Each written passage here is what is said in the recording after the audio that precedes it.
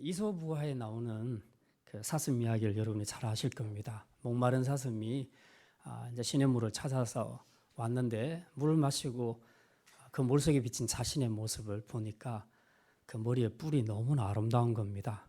그래서 자기 도취에 빠지게 되죠. 야, 정말 내가 봐도 이 뿔 너무 아름답다. 그렇게 생각하고 아래로 쭉 흘른데 보니까 다리를 보니까 너무 가늘고 보잘것이 없는 거예요. 그래서 난 다 좋은데 이 다리가 제일 문제야. 이제 그렇게 해서 좀 한탄하는 그런 내용이 있습니다. 마침 그때 뒤에서 사자가 한 마리 나타나죠. 예, 잡아먹으려고 쫓아오는데 아주 혼신의 힘을 다해서 도망합니다. 그 자기가 못났다고 생각한 그 다리 힘으로 열심히 달려가서 가까스로 이제 사자에게 먹히는 그 위기에서 벗어나려고 하는 그 순간 그 아름다운 뿔이 수풀에 걸려서 결국은 사자에게 잡혀서 죽게 됩니다. 죽으면서 사슴이 그렇게 얘기하죠. 아, 내가 정말 이쁘다고 생각한 이 뿔 때문에 내가 죽는구나. 근데 내가 정말 아니라고 생각한 이 가녀린 다리, 보잘것없는 다리 때문에는 내가 구원을 받았는데 오히려 내가 자랑했던 이 뿔 때문에 내가 죽게 되는구나. 이제 그렇게 말했다는 이솝우화가 있습니다. 우리가 인생을 살다 보면 자신이 참 자랑스럽게 생각하고 뿌듯하게 생각했던 것 때문에 망하는 경우들이 있습니다. 권력을 자랑했던 자들은 대부분 권력에 의해서 망합니다. 그리고 돈을 자랑했던 자들은 항상 돈으로 망하고요. 연예인들처럼 또 명예를 자랑하고 인기를 자랑하는 사람들은 결국 불명예와 타락으로 감옥에 들어가는 비참한 종말을 맞게 되는 것을 우리는 최근의 역사를 통해서 자주 보고 있습니다. 반대로 내가 부끄럽게 여기는 내 약점, 이런 열등감 때문에 사실은 훗날에 성공하는 그런 사례들도 많이 있습니다. 그래서 절대 약점, 절대 강점은 없다. 그리고 영원한 약점, 영원한 강점도 없다. 그렇게 말하는 겁니다. 다만 우리가 내가 가진 이 약점이라고 생각되는 거, 내가 힘들어하는 이 약점이라고 생각하는 걸 어떻게 받아들이고 어떻게 해석하는가, 어떻게 그것에 대처하는가에 따라서 내 인생은 굉장히 달라질 수가 있습니다. 특별히 이런 역설 혹은 반동들이 기독교 세계 안에서는 굉장히 많이 일어나는 것을 우리가 보게 됩니다. 오늘 본문에는 자신에게 가장 힘들었던 약점을 바르게 수용함으로써 약점을 강점으로 승화시켰던 다윗의 이야기가 오늘 본문에 기록이 되어 있습니다. 오늘 우리는 그 내용을 함께 좀 생각을 하려고 합니다. 그 전에 먼저 이번 주에 읽게 될 고린도 후서와 로마서 배경에 대해서 잠깐 말씀드리겠습니다. 네. 그림 잠깐 띄워주십시오.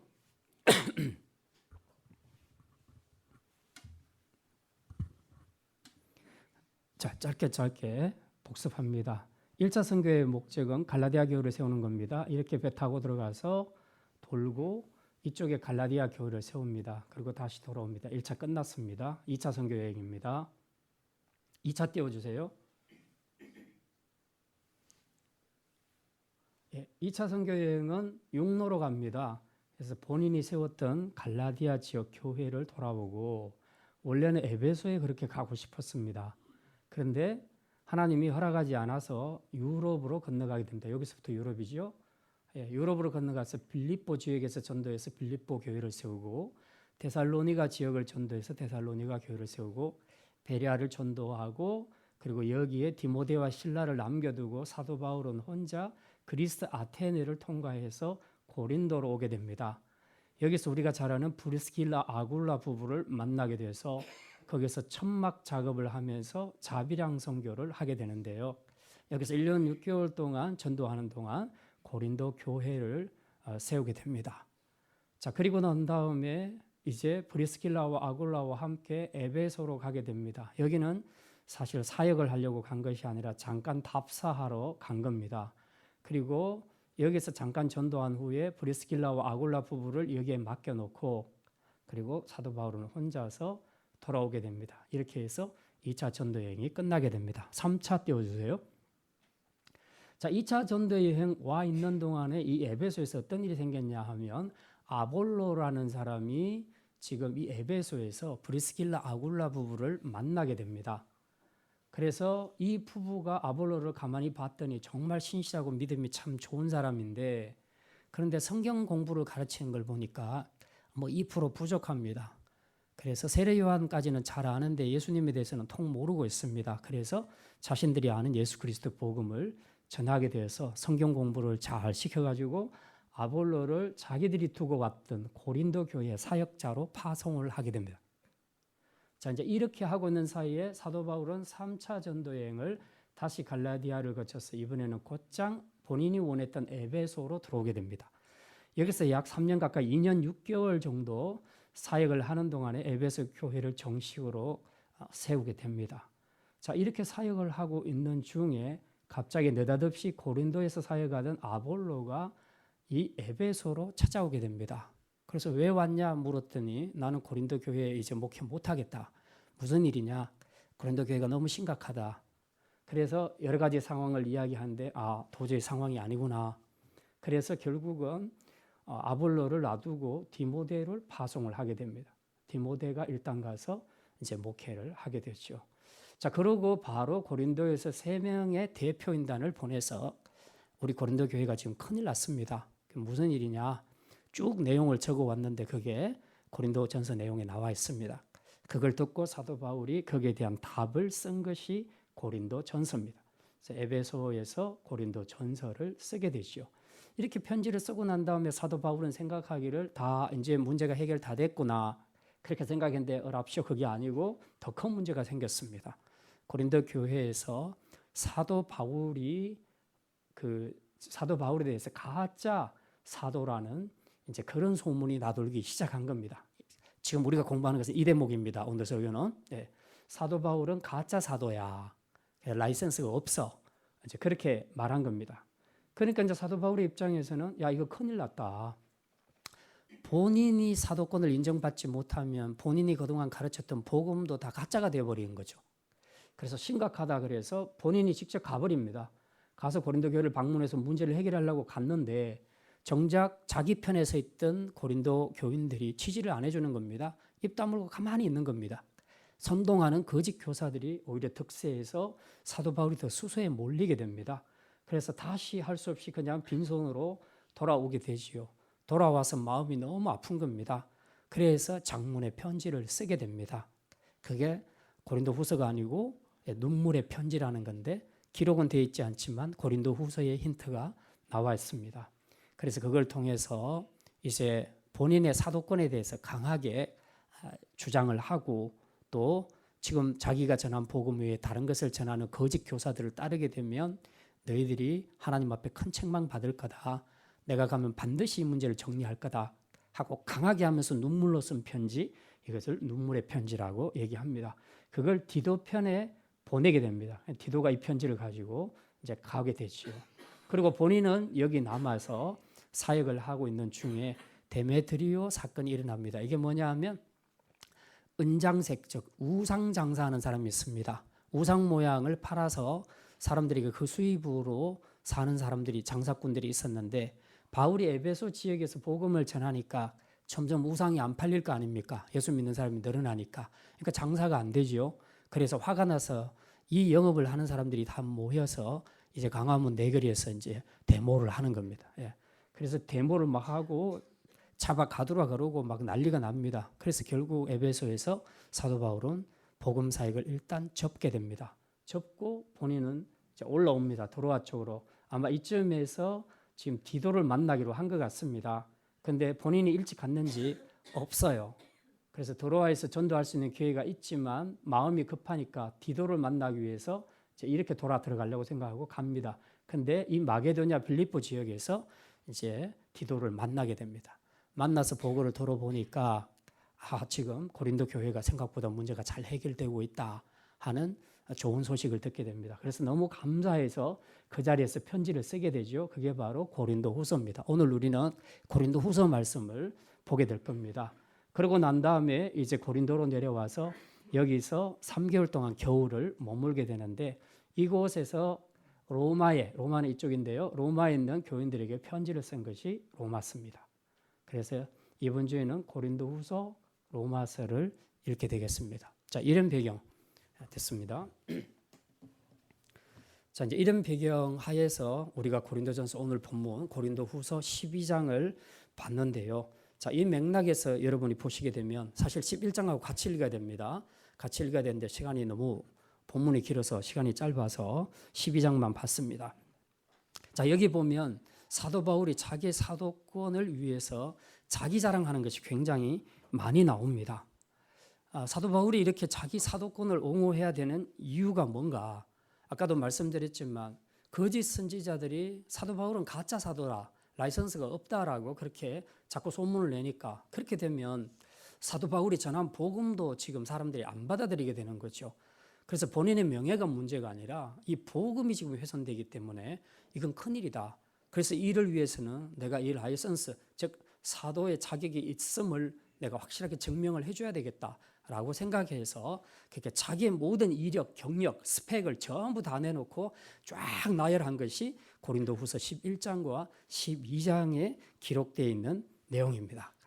이건 굉장히 중요한 거죠. 예를 들어서 어떤 교회 목사가 설교를 잘 한다고 생각을 했는데 어느 날 소문이 돌기를 우리 목사님이 신학교를 제대로 안 나왔더라. 어디 지방에서 무슨 이상한 데 몇 개월 다니고 돈 주고 목사를 샀다더라. 이런 소문이 이제 퍼지기 시작하게 되면 그 사람 명예는 물론이고 그 사람이 전한, 그 목사가 전한 가르침까지 사람들이 일단 신빙성 있게 안 받을 가능성이 커지는 겁니다. 계속 설교를 들을 때마다 저거 가짜 아니야? 저 가르치는 것도 전부 거짓말 아니야? 이단 아니야? 자꾸 이런 안 좋은 생각을 할 수 있게 된다는 겁니다. 이럴 때는 복음을 자꾸 말할 것이 아니라 자기가 정확하게 자격이 있다는 자격증을 보여줘야 되는 겁니다. 그래서 나는 무슨 학교를 나왔고 신학교 어떤 신학교를 나왔고 또 그리고 목사의 그 안수를 어디서 받았고 이런 것들을 쫙 자료를 내밀어야 되는 거죠. 이게 현실적인 대안이라는 겁니다. 지금 사도 바울의 입장도 같은 입장에 있는 거예요. 그러다 보니까 본의 아니게 사도 바울은 자신의 사도권을 지금 변호하기 위해서 어쨌든 자기 안에 있는 최고의 것을 다 자랑을 해야 되는 겁니다. 사도 바울 자신은 이런 걸 원하지 않는데 그런데 지금 상황이 그걸 요구하고 있으니까 이렇게 자꾸 이제 많은 자랑들을 하게 됩니다. 그래서 여러분들이 이번 주에 고린도후서를 읽으면서 특히 11장, 12장 이 부분을 읽다가 보면 그런 생각이 들 수 있습니다. 사도 바울 자기 자랑 엄청 많이 한다. 이 사람 되게 교만한 사람이네. 이런 생각이 들 수 있습니다. 저도 예전에 잘 모를 때 이 본문을 읽을 때 이상하게 이 사람이 왜 이렇게 자기 자랑을 많이 할까? 사람이 좀 겸손해야지.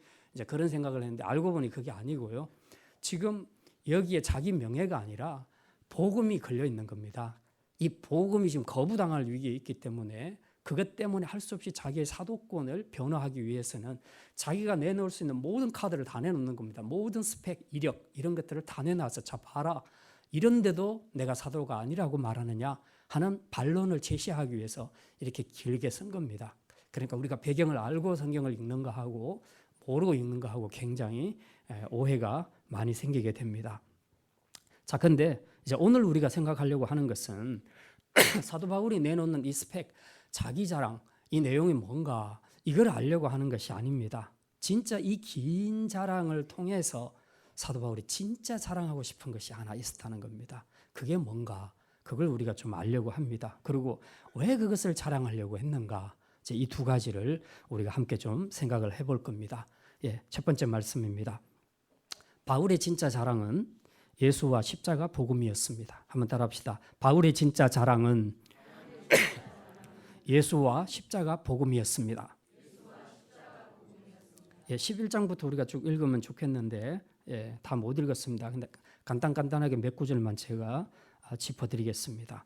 바울의 자랑은 크게 세 가지로 요약을 할 수 있습니다. 하나는 자기 출신과 혈통에 관한 겁니다. 출신과 혈통. 요즘도 막 사람들이 어떤 사람들에 대해서 평가할 때 너 어디 살아?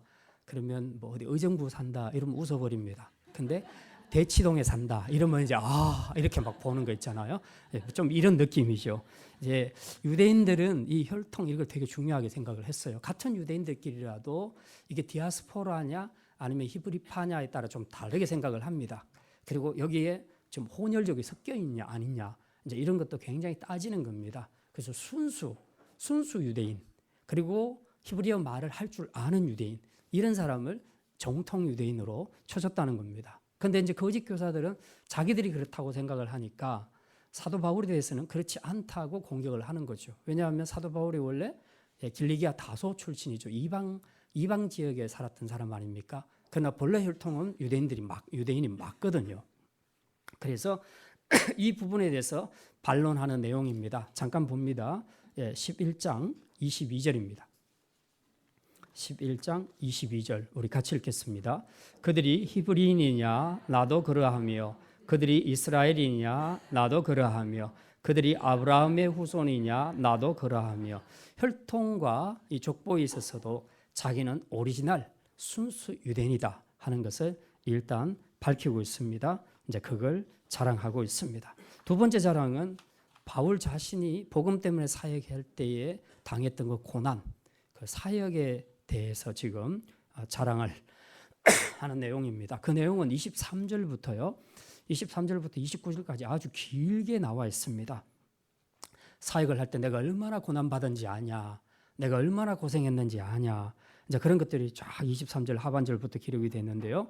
내가 그리스도의 복음 때문에 수도 없이 옥에 갇혔다, 매도 맞았다, 죽을 뻔했다, 40에 하나 감한매를 5번 맞았다, 3번 태장으로 맞고 1번 돌로 맞고 3번은 배에서 파선하고 일주일을 바다에서 지냈다.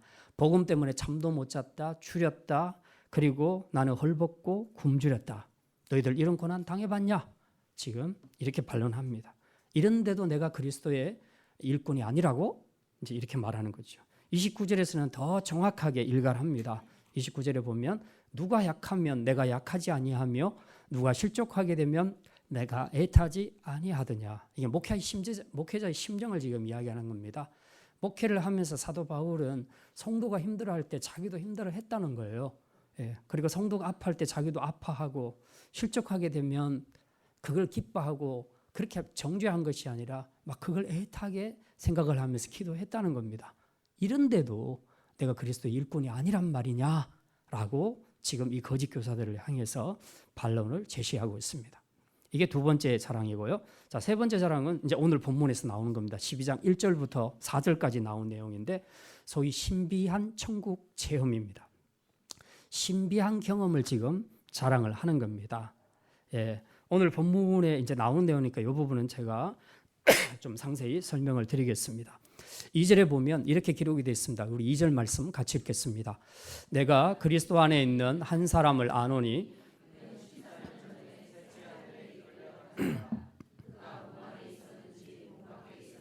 나는 모르거니와 하나님은 아시느니라. 여기 보면 내가 그리스도 안에 있는 한 사람을 안다. 이 말은 자기 자신을 가리키는 거예요. 지금 자기 자신을 3인칭화해서 객관적인 인물로 지금 자기가 객관적으로 지금 소개하고 있는 겁니다.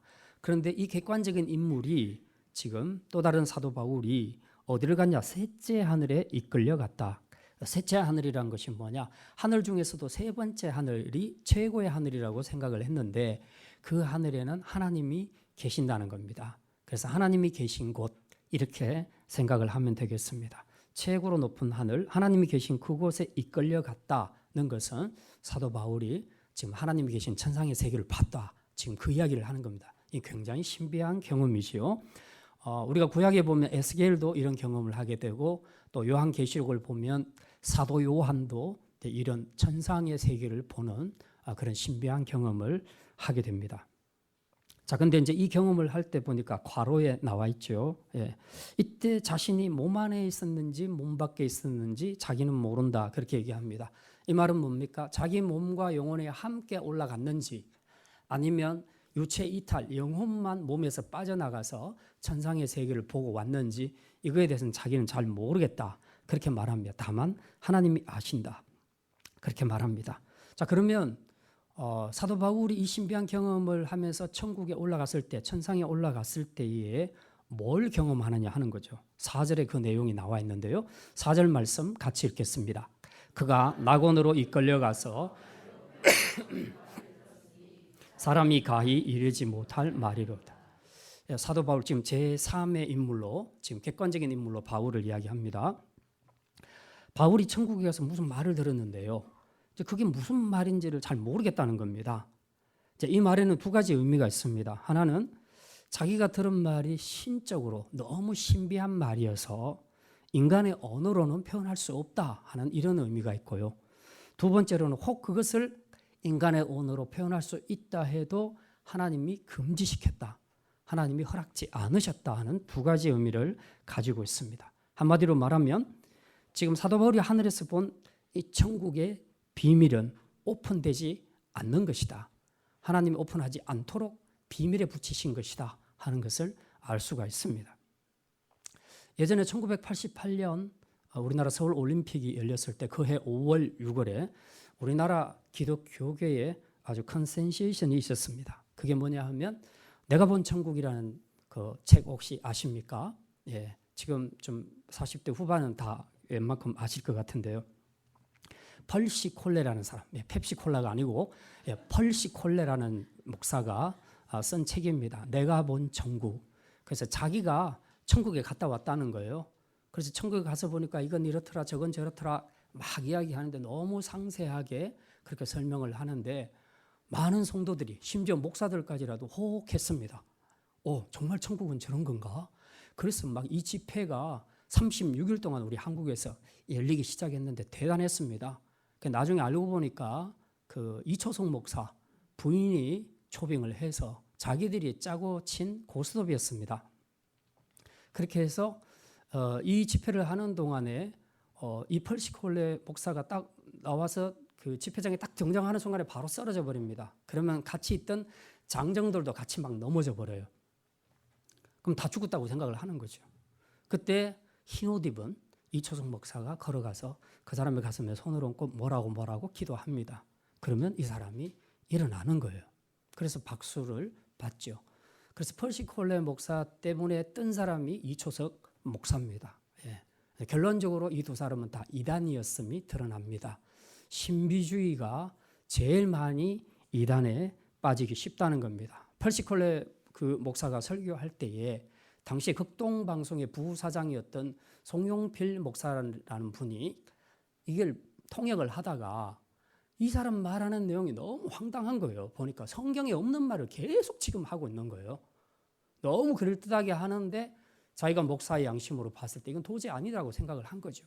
그래서 번역을 하다가 때려치우고 마이크를 집어 던지고 내려와 버린 그런 일이 있었습니다. 결국은 이단이었음이 다 밝혀지게 되었던 것입니다. 예, 우리가 항상 이 신비주의가 이단으로 빠져들어가기 쉬운 이유 중에 하나가 그들의 모든 신앙의 기준이 말씀이 아니고 체험에 있다는 겁니다. 경험, 느낌 이런 것들에 다 있다는 거예요.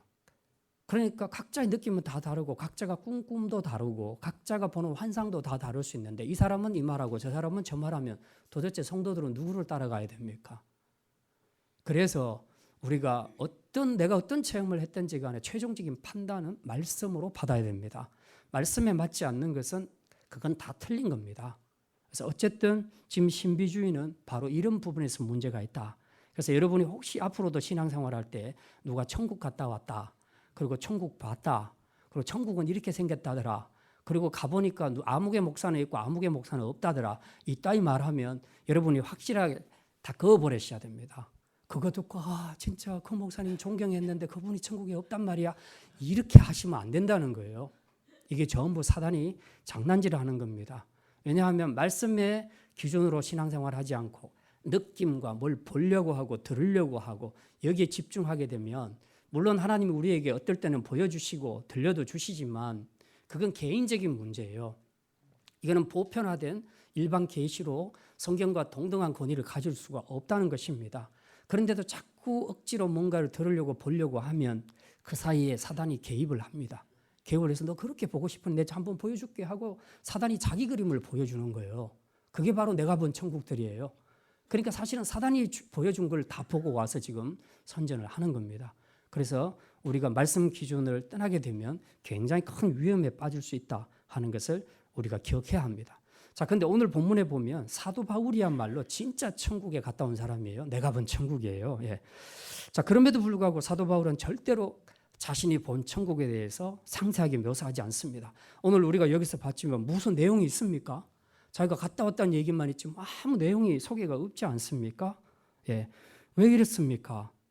하나님 나라 비밀은 예수님 재림하실 때까지, 우리가 천국에 들어갈 때까지는 드러날 수 없는 비밀로 감춰져 있습니다. 그래서 요한계시록도 보면 다 봉인을 떼야 됩니다. 떼야 알 수 있는 거예요. 봉인을 떼지 못하면 알 수가 없는 것이죠. 우리는 지금 그 미래를 다 알아야, 천국이 어떻게 생겼는지 여러분이 아셔야 신앙생활을 잘 할 수 있겠습니까? 전혀 관계없습니다. 우리는 주신 말씀 믿고 그냥 신앙생활 하면 되는 겁니다. 근데 너무 안 보여주신 이 하나님이 감추어놓은 그 비밀을 알려고 애를 쓰는 사람들이 있습니다.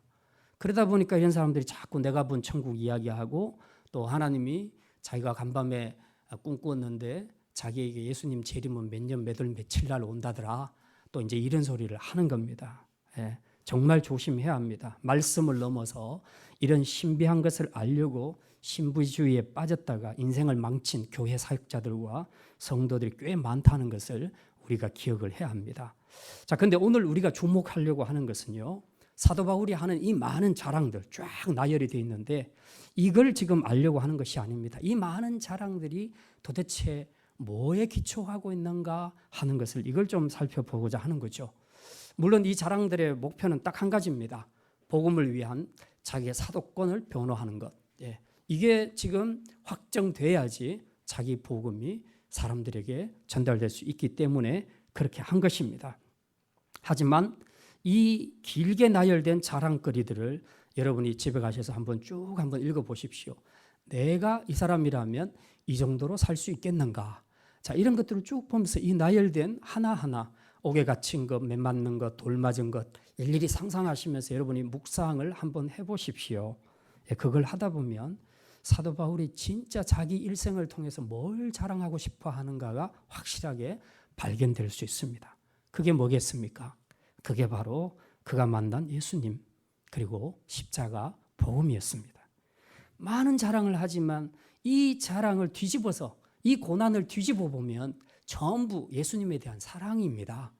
복음에 대한 열정입니다. 그것 때문에 이런 고난을 받을 수 있다, 이렇게 역으로 해석을 할 수 있다는 사실입니다.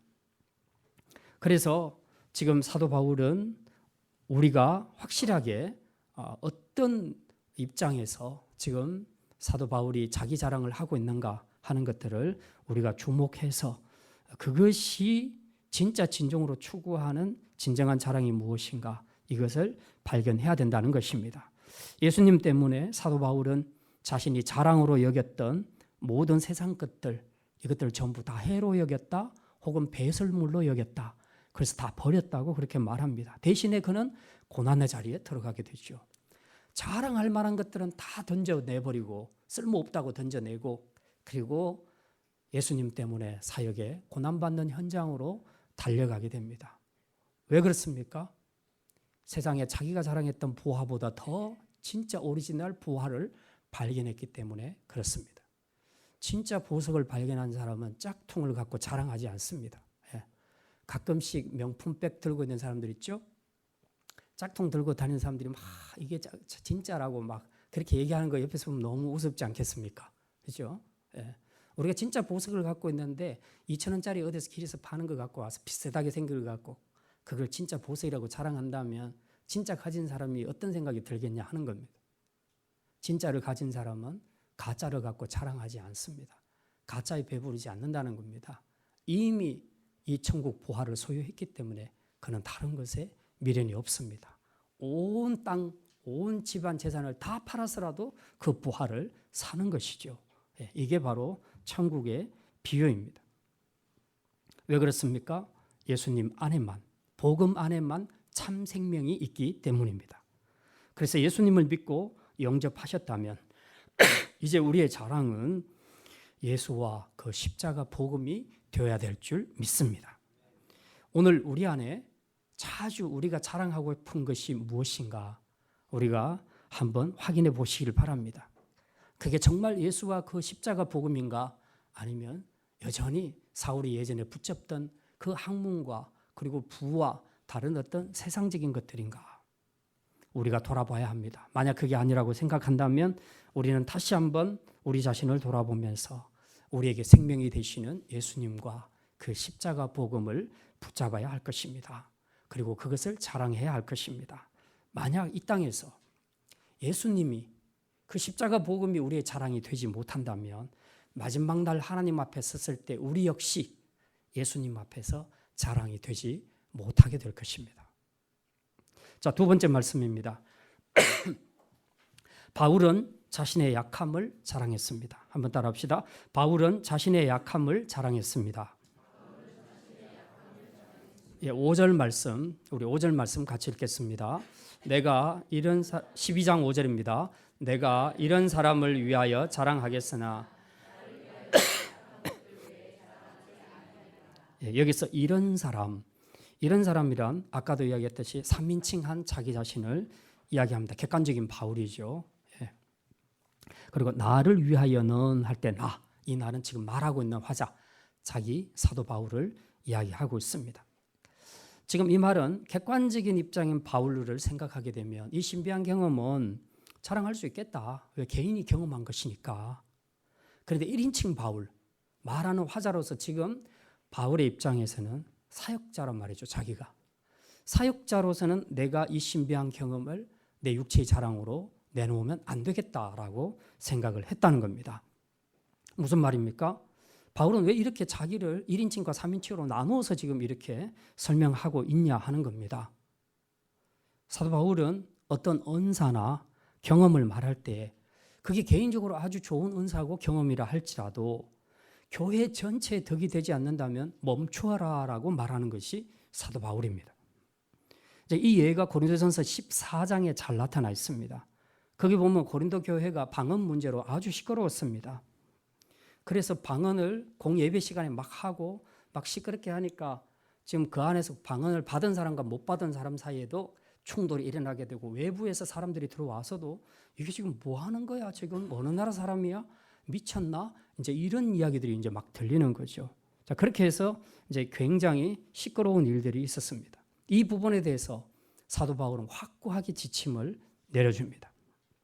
개인적으로 받은 은사는 성도들이 함께 모인 공예배 시간에 절대 사용하지 말라 했습니다. 그건 덕이 안 된다. 그리고 혹시 다른 사람들이 보면 미쳤다 하면 복음 전하는데 방해가 된다. 하지 마라. 그렇게 말했습니다. 성도가 자기 개인이 좋다고, 개인이 좋은 은사를 받았다고 교회가 다 유익할 것으로 그렇게 생각해서 마구 사용하는 것은 잘못된 태도입니다.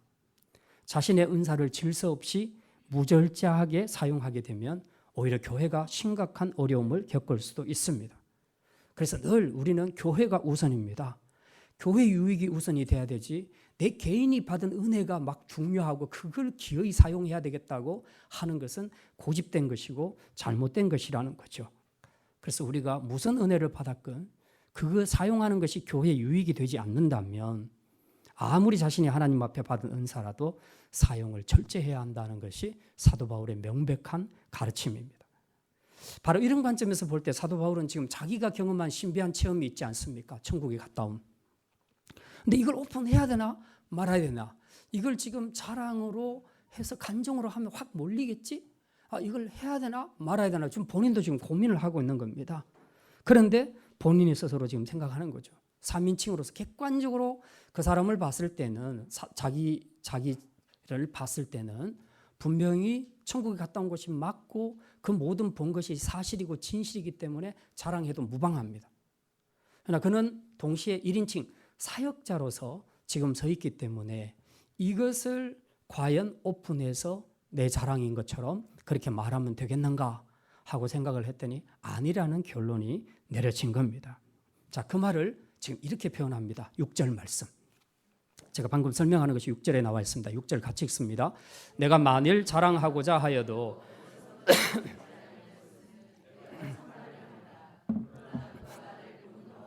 내게 듣는 바에 지나치게 생각할까 두려워하여. 지금 본인이 본 것은 다 사실이라는 겁니다. 그래서 자랑을 할 수 있겠다. 그런 자유는 있다고 생각을 합니다. 근데 자기는 그렇게 하지 않겠다는 거죠. 여기 뭐라고 말합니까? 그러나 내가 진실로 본 것은 맞으나 그러나 누가 나를 보는 바와 내게 듣는 바에 지나치게 생각할까 두려워한다. 이런 얘기죠. 예를 들어서 내가 받은 은사를 가지고 막 신비한 내가 본 천국을 막 이야기했더니 펄시 콜리아한테 일어났던 현상과 똑같은 현상이 일어나는 거죠. 사람들이 막 몰리기 시작하는 겁니다. 사실 천국은 안 보이는 거잖아요. 안 보이는 건데 누군가가 보고 왔다 그러니까 얼마나 지금 듣고 싶겠습니까?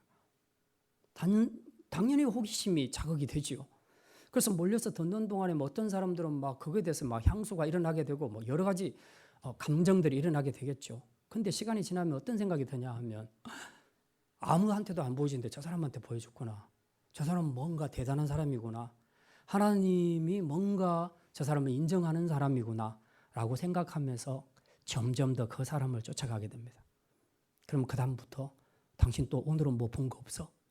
또 뭐는 본 거 없어? 내 미래에 대해서는 혹시 본 거 없어? 자꾸 묻게 되는 겁니다. 실제로 이제 이렇게 해서 무당을 만들어 버린 거죠. 기독교 무당을. 근데 이런 일들이 생겨날 수 있을까 염려한다. 누가 나를 보는 바와 내게 듣는 바에 지나치게 생각할까? 그러니까 나를 높일까? 이 일을 하신 하나님을 봐야 되는데 그게 아니고 이 일을 경험한 사도 바울 자체를 자꾸 보게 된다는 거죠. 그래서 나를 집중할 것 같으면 나 안 하겠다. 모세도 그래서 십계명 받고 내려올 때에 그 얼굴에서 나는 광채를 가리기 위해서 수건으로 다 덮어 쓰고 내려오지 않습니까? 자기를 주목하지 말라는 거죠. 바로 이게 올바른 은사 받은 사람의 올바른 태도라는 겁니다. 지금 그 이야기를 하고 있는 겁니다.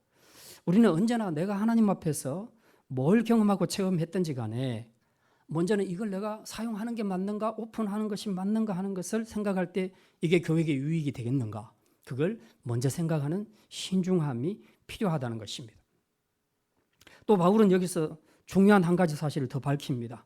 그것은 바로 이 신비한 경험으로 인해 자신을 자만하지 않게 하려고 하나님이 자신의 육체의 가시를 주셨다는 것입니다. 한번 확인해 봅시다. 7절 말씀 같이 읽습니다. 여러 계시를 받은 것이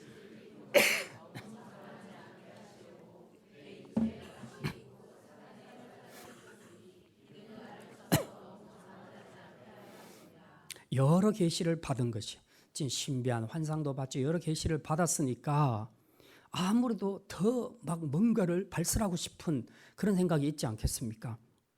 이 거짓 교사들이나 펄시콜레 같은 사람들은 엉터리 환상을 보고서도 교만해서 막 여기저기 떠벌리면서 나는 뭐 봤다 이제 그렇게 얘기를 했는데 진짜 천국 환상을 본 사도 바울의 입장에서는 더더욱 이런 유혹이 있지 않겠습니까? 여러분이 만약에 정말 하나님 앞에서 여러분이 들려 올라가서 하늘나라를 한번 봤다면 와서 입이 근질근질해서 입 다물고 있겠습니까? 뭔가 말하고 싶지 않겠습니까? 막. 그래서 이거 조절 못할까 봐 하나님이 전부 안 보여주시는 거예요. 네. 웬만큼 입이 무거워서도 못해요. 안 하십니다, 하나님. 네. 사도 바울도 마찬가지예요. 근데 사도 바울은 그 정도는 아닌데 근데 하나님께서 혹시라도 입댈까 봐 사도 바울에게 안전장치를 심어주셨습니다. 그게 뭐냐? 바로 사울의 육체에 가시를 주셨다는 겁니다. 바울의 육체에 가시를 주셨다는 거죠. 이 육체가 가시가 얼마나 고통스러웠으면 여기 사탄의 사자라고 얘기했을까? 이거는 사탄이 준 거다라고 할 정도로 그렇게 고통스럽고 힘들었다는 겁니다. 이게 뭔지는 정확하게 알 수 없는데 사도 바울은 늘 안질 때문에 이제 고통을 당했고 그때 다메섹 사건 때문에 아마 그랬을지 그것도 모르겠습니다. 또 어떤 분은 뭐 간질이다 이제 그렇게 얘기하는 사람도 있고 몇 가지 추측하는 학자들이 추측하는 건 있지만 뭐가 됐든 간에 아무튼 육체에 분명한 가시였다. 그 육체 질병 때문에 엄청 고통을 많이 받는 그런 삶을 살았다고 얘기합니다. 예. 그만큼 하나님이 사도 바울에게 너 이 어마어마한 신비함을 봤으니 입 다물어라. 그리고 안전장치를 딱 심어준 겁니다. 너 이제 입 뻥긋했다 하면 바로 그냥 터뜨릴 거야. 하나님께서 이렇게 안전장치를 준 겁니다. 그만큼 하나님의 깊은 것, 신비한 것을 체험한 사람들은 더 조심해야 된다 하는 것을 보여줍니다. 자, 그런데 그건 하나님의 뜻이고 지금 사도 바울의 입장에서는 이 육체의 가시가 너무 힘든 겁니다. 그래서 제발 하나님 이거 제발 좀 고쳐주십시오 하고 3번씩이나 기도합니다. 그랬더니 하나님이 뭐라고 응답하십니까? 우리 8절과 9절 같이 읽겠습니다. 이것이 내게서 떠나가게 하기 위하여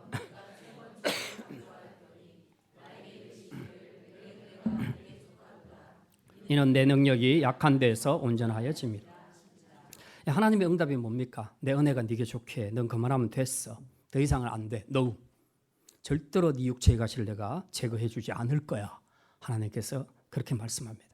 너무 냉정하고 차갑지 않습니까? 이렇게 신실한 종한테 왜 굳이 몸에다가 이런 병을 줘가지고 힘들게 하냐 하는 겁니다. 아까 7절에서도 사도 바울은 인식하는 게 내가 자만하지 않게 하려고 가시를 주셨다 이렇게 고백을 하죠. 근데 8절 9절에서는 뭐라고 말합니까? 이는 내 능력이 약한 데서 온전하여 짐이라. 내 능력이 약한 데서 온전하여 진다. 이게 무슨 말일까? 제가 마지막으로 쉽게 한 예화를 들어서 설명합니다. 실제로 제가 초등학교 입학 처음 했을 때에 저희 때는 조기 교육이라는 것이 없었잖아요. 그냥 막 놀다가 어느 날 학교 가라 하면 이제 입학해서 학교 간 거지. 그 들어가서 기억, 니은 쓰고 1, 2, 3, 4 이렇게 썼어요. 예. 근데 들어갔는데 맨 처음 숙제 내준 것이 뭐였냐 하면 이 달팽이 그림을 점선으로 이렇게 해놨어요. 선생님이. 그래서 여기다가 색연필로 그 위를 그대로 선을 따라 그려오라는 거예요. 그걸 몇 개를 내줬습니다. 어떤 거는 밑그림이 고기이기도 하고 조금 더 나가면 나중에 집 이런 것도 그리지만 처음에는 다 이 나선형 이거였어요. 그래서 이제 빨간 색연필을 갖고 숙제를 하는데 어떻게 이 점선을 따라 그리는 게 그렇게 안 돼요. 삐뚤삐뚤 계속 빠져나가는 거예요. 제 성격이 또 이게 용납이 안 되는 거예요. 이게 반듯하게 바르게 쫙 이렇게 좀 곱게 매끄럽게 나가야 되는데 자꾸 삐뚤삐뚤 하니까 막 화가 나는 거예요. 그래서 막 짜증을 내고 있으니까 한참 누나가 옆에서 보다 그러더라고요. 내가 좀 도와줄까? 그래서 도와달라 그랬어요.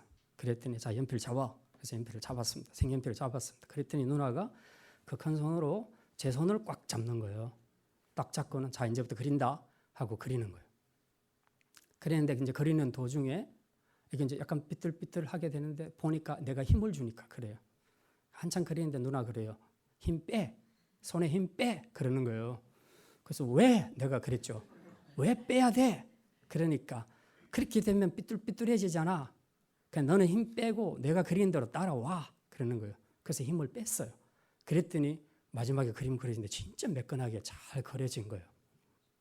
그래서 제가 이제 그걸 다 보고 그렇게 얘기했습니다. 누나, 근데 이 그림 내가 그린 거야? 누나가 그린 거야? 그랬더니 네가 그린 것도 맞고 내가 그린 것도 맞지. 근데 너 한 가지 분명히 알아야 돼. 너 혼자서는 이 그림 못 그리겠지. 그래. 그러면 누가 그린 거라고 봐야 돼? 그럼 누나가 그린 거지. 그래, 그런 거야. 근데 너도 그린 게 맞아. 왜? 네가 연필을 잡았으니까. 그래서 연필 잡은 너를 내가 붙잡고 그린 거야. 그런데 이 작품이 매끄럽게 완성되려면 내가 힘을 빼야 되는 거예요. 힘을 빼면 누나가 자기 능력을 완전하게 발휘할 수 있는 거죠. 근데 그 순간에 내가 힘을 주고 자꾸 내가 이래야지 하면 그때부터 누나가 손을 잡아도 안 돌아가는 겁니다. 우리가 하나님 앞에서 내가 약해질 때에 하나님의 능력이 온전해진다는 것은 바로 그런 것이에요. 우리가 많은 경우에 성도들이 오랫동안 신앙생활을 하는데도 불구하고 하나님의 일하심, 하나님의 능력을 맛보지 못하는 이유가 무엇인가? 너무 자기 손에 자기 힘을 주고 자기가 자기 인생의 그림을 그린다는 거예요. 주님이 힘을 빼라고 하십니다. 내 손 잡고 너 힘 빼. 그럼 내가 그려줄게. 그러면 가만히 있어도 저절로 멋진 그림이 나올 건데 기어이 내가 잡고 내가 힘을 주는 겁니다. 여기서는 이렇게 해야지, 저기서는 저렇게 해야지. 다 자기 생각을 넣어서 자기가 필요할 때마다 힘을 줘버리는 거예요. 그 자기는 열심히 최선을 다해서 했는데 마지막 그림을 보면 좀 더 삐뚤빼뚤 좀 엉망이 되는 거죠. 이게 바로 우리 인생이라는 것입니다. 그래서 내 능력이 내가 약할 때에 온전해진다는 것은 바로 그것을 이야기합니다. 사도 바울이 이 진리를 깨달았던 것입니다. 그래서 9절에서 그렇게 얘기하죠. 하반절에 도리어 크게 기뻐함으로 나의 여러 약한 것들에 대하여 자랑하리니 이는 그리스도의 능력이 내게 머물게 하려 함이라. 예. 그리스도의 능력이 내게 머물게 하려면 내 힘 빼라는 거예요. 근데 내가 힘을 주고 있으면 능력이 안 머물러요. 그러니까 누나가 내 손을 잡고 내가 내 손에 힘을 줘버리면 누나의 능력이 안 나타나요. 그러니까 누나가 손을 떼버리는 거예요. 너 그렇게 할 것 같으면 하지 마. 그리고 떼버리는 거죠. 하나님과 우리 사이도 똑같다는 거예요. 내가 내 능력으로 하면 할수록 그리스도의 능력은 안 들어옵니다. 안 나타납니다. 주님이 일하지 않으세요. 근데 내가 힘을 빼기 시작하면 그때부터 주님이 일하기 좋습니다. 힘 빠진 손이니까 잡고 원하는 대로 다 그리시는 거예요. 근데 그분이 내 작품을 잘 그리겠어요? 내가 내 작품을 더 잘 그리겠어요? 당연히 그분이 내 작품을 더 잘 그리시는 거죠. 이게 바로 우리가 하나님 앞에 내가 약할 때에 온전해진다는 말씀입니다. 그리스도의 능력이 머물게 하려면 여러분이 힘을 빼셔야 됩니다. 여러분이 약함을 고백하셔야 됩니다. 이제 여러분이 진짜 능력 있는 삶을 살기를 원하신다면 자기가 과신하는 자기 능력을 내려놓으시기를 바랍니다. 우리가 무능력하다, 나는 주님 외에는 아무것도 희망이 없다라고 고백할 바로 그때에 주님의 능력은 여러분에게 임하시고 그 능력은 여러분 가운데 충만하게 역사하실 줄 믿습니다. 이제 말씀을 마칩니다. 여러분의 자랑은 무엇입니까? 여전히 세상의 부와 권력과 지식과 건강과 외모입니까? 아니면 예수와 그의 십자가 복음입니까? 세상을 자랑하는 그런 사람들의 종말은 늘 그 뿔을 자랑하는 사슴처럼 자랑하던 것 때문에 결국 멸망에 이르게 됩니다. 그러므로 이제 우리의 자랑은 생명 되신 예수님밖에 없음을 믿으시고 그 주님만을 자랑하시기를 바랍니다. 혹시 지금 아픔과 어려움과 고난 중에 계시는 분이 있습니까? 여러분의 삶이 지금 너무 절망적이고 힘들게 보일지라도 여러분이 영적인 눈을 뜨고 보시면 그게 위장된 축복인 줄 믿으시기를 바랍니다. 바로 그 고난 때문에 여러분이 도저히 나는 할 수 없으니 주님 도와주십시오 하고 기도할 수 있다면 그게 여러분에게 축복이 될 줄 믿습니다. 그러나 내가 너무 많아서 내 힘이 너무 강해서 주님을 찾고 구하지 않는다면 그것이 나에게 저주가 되는 것입니다. 결국 참으로 내가 약한 데서 주의 능력이 온전하게 나타난다는 말씀이 바로 이 말씀입니다. 이제 이 진리를 깨닫고 나의 강함이 아닌 나의 약함을 자랑함으로써 저와 여러분 가운데 강함으로 능력으로 일하시는 주님의 역사를 저와 여러분의 삶에서 풍성하게 볼 수 있기를 주님의 이름으로 축원합니다. 기도합니다. 하나님, 지금도 우리의 자랑이 예수님과 십자가 복음이 되기를 원합니다. 그동안 세상적으로 자랑했던 모든 것 이제 다 내려놓습니다. 사슴의 뿔처럼 내가 자랑하던 세상 자랑 때문에 멸망에 이르는 자가 아니라 생명 되신 예수님과 복음을 자랑함으로 그 생명과 능력을 누리는 성도들이 되게 하여 주시옵소서. 혹여 아픔과 어려움과 고난 중에 있는 지체들이 있습니까? 이제 저들이 보이는 현실 앞에 낙심하고 좌절할 것이 아니라 영적인 눈을 들어 주님, 강하신 주님을 보게 하여 주시옵소서. 그런 때일수록 오히려 자신의 약함을 정직하게 고백함으로 주의 강하신 능력이 자신 안에 머물게 함으로 그분의 능력과 일하심의 풍성함을 보는 우리 복된 성도들이 되게 하여 주시옵소서. 감사드리며 이 모든 말씀 우리 주 예수 그리스도의 이름으로 기도드립니다. 아멘.